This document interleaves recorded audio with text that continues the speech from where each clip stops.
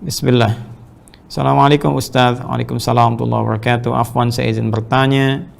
Dalam transaksi jual beli online seringkali terdapat promo cashback berupa poin atau uang digital.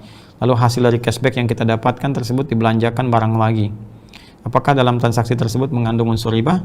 Lalu bagaimana hukum mendapatkan cashback dalam Islam? Terima kasih Ustaz. Adi Hidayat beserta tim. Allah Ta'ala alam bissawab. Baik, ini tergantung kepada dua hal ya. Apakah ini dimaksudkan masih dalam konteks transaksi jual belinya ataukah dimaksudkan hadiah? Ya, kalau hadiah dia tidak akan diikat dengan kaitan-kaitan dengan pembelanjaan barang yang lain lagi. Dalam konteks yang seperti ini misalnya, saya seringkali kalau lihat proses belanja ya kan di tempat belanja tertentu lah, baik di mall atau tempat yang lain, itu kan suka ada cashback dalam bentuk balik uang. Ya, saya belum ke poin dulu ya, balik uang misalnya. Ya taruhlah kalau beli 1 juta cashback misalnya 50.000 ya kan, tapi dia nggak bisa diambil. Dia untuk dibeli barang lagi. Ini Pak, dengan barang ini tinggal bayar sekian lagi. Nah, itu ada gharar di sana hukumnya. Ada unsur penipuan, ya. Ya kalau misalnya harga barang 950.000 bukan 1 juta, ya kenapa nggak Anda katakan 150.000 saja, kembalian 50.000. Lalu setelah itu Anda tawarkan, Pak, ini bisa beli barang ini Pak, kalau mau misalnya nambah sekian, sedangkan uangnya udah dikembalikan.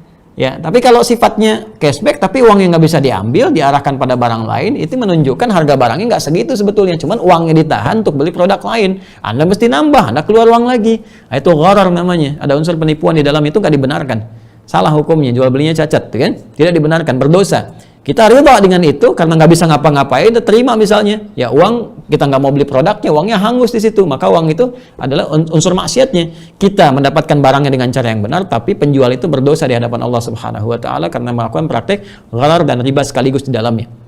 Ya, kemudian kalau sifatnya tadi, ya misalnya nabung, ada poin, ada poin, ada poin. Kalau sifatnya dari situ hadiah, ya nggak ada masalah.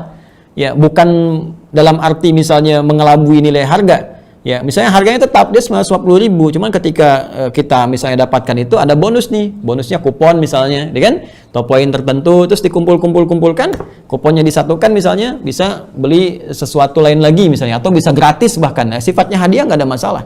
Sifatnya hadiah tidak ada masalah, kecuali skemanya seperti yang tadi saya sampaikan. Misalnya kan cashbacknya berupa ini, tapi kita harus nambah kembali atau dengan niat misalnya supaya si pelanggan ini atau konsumen ini mendapatkan barang yang lain, maka harganya dimanipulasi di sini sehingga terjadi manipulasi harga untuk tujuan supaya konsumen bisa mendapatkan barang-barang lain dan terjual dengan cepat. Itu sifatnya gharar dan sekaligus ada unsur riba di dalamnya. Hindari hal yang semacam itu. Kalau perlu jangan dilakukan. Ya.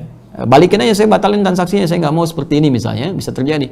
Kadang-kadang ada di tempat makan juga, pernah tuh kejadian, saya pernah mengalami juga, tempat makan tertentu, ya kondisi luar biasa lapar, nggak ada tempat makanan kecuali itu, datang-datang begitu mau bayar, terus dikasih CD misalnya, ya CD ya kita nggak pengen, nggak tahu, nggak ada kepentingannya juga, tiba-tiba dikasih dan masuk di billnya, ini udah 1 paket Pak, saya nggak mau beli ini.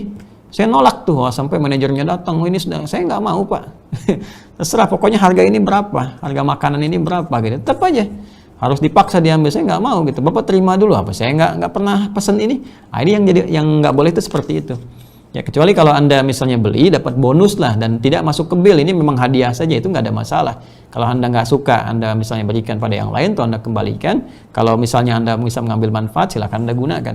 Ya, jadi itu hal-hal yang jadi masukan ya, jangan sampai juga terjadi hal demikian. Dan dilarang bagi seorang muslim untuk bertransaksi demikian, baik penjual ataupun pembeli misalnya dengan membenarkan, jangan dibenarkan. Di klarifikasi yang seperti itu.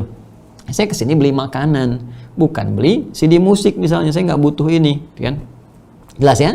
Nah, itu.